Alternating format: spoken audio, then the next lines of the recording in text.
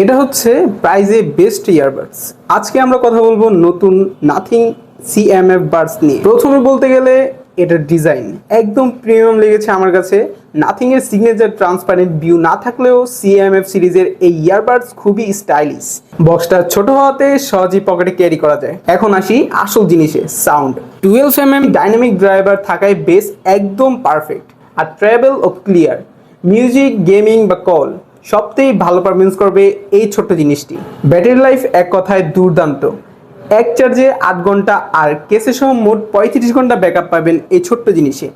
USB type C fast charging support থাকছে এতে।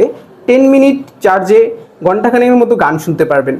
এটার ডিজাইনটা যেমন প্রিমিয়াম এবং এটার অ্যাপটাও কিন্তু প্রিমিয়াম। সিএমএফ বাডসে কাজ করে নাথিং এক্স অ্যাপের সঙ্গে, যেখান থেকে ইকিউ সেটিংস, এএনসি কন্ট্রোল আর জেস্টার কাস্টমাইজ করা যায়।